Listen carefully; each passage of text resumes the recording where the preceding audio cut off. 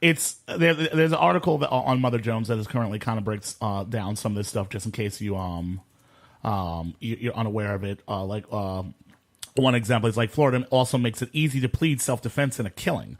Under then Governor Jeb Bush, the state in 2005 passed a broad stand your ground law, which allows residents to use deadly force against a threat without attempting to back down from the situation.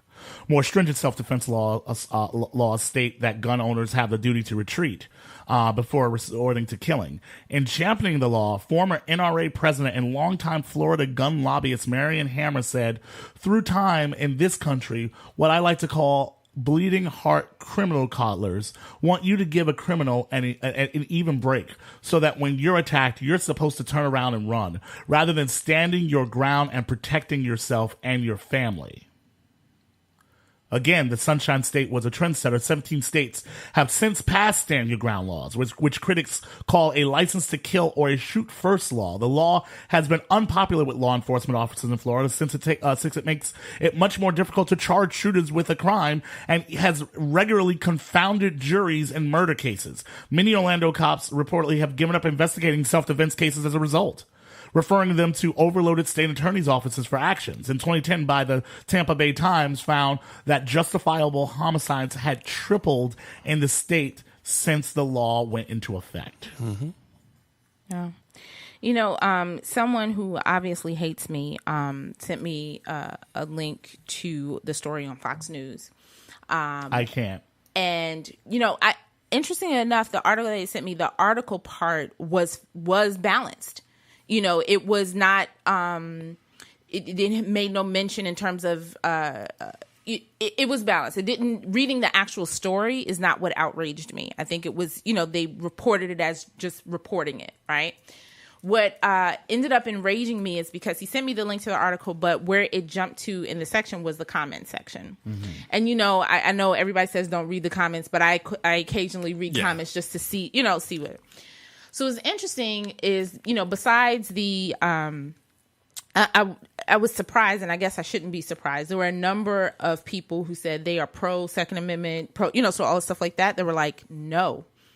What the hell was he doing? He needs to go. Why isn't he arrested? There were people who were clear. It says, I am a white male, this and I'm conservative, and I don't like Obama, but this man needs to be arrested. There were people that were clear against this. And then there was somebody, I think there were two people who were just, basically trolling the comments to just rile people up.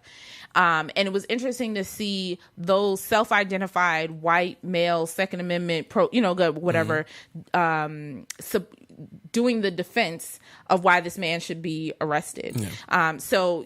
This one guy is talking about how, if so many black men are in jail and arrested and criminals and things like that, why wouldn't he just stop and show the man his ID and, things like that? They were actually victim blaming. Right.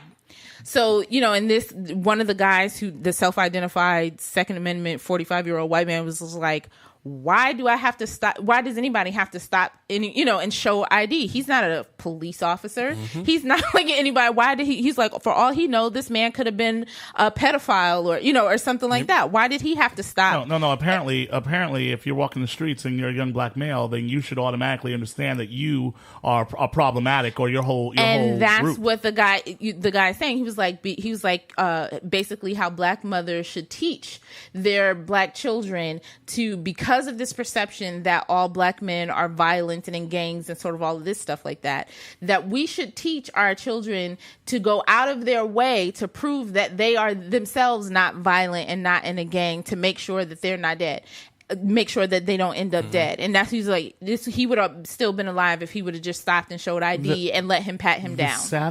The saddest part about that is that to an extent, black mothers have done this. Exactly. To an extent, we have been taught, I know that I was taught, that my life was not that important to cops.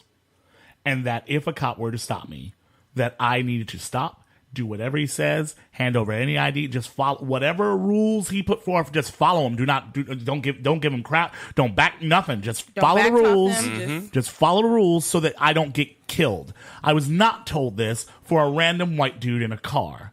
So basically, you're telling me that at this point, what we need to do is, instead of just having our families terrified that a cop might kill your child, you need to tell them, hey, if you live in these certain states where it's okay to pull your gun under these circumstances, you need to be afraid of just any dude walking down the street who might think that you're suspicious. Yep.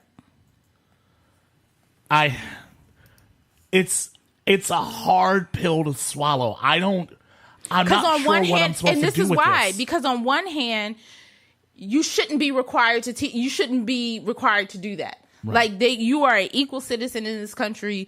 I should not have to teach my son a different way to behave than his white counterparts.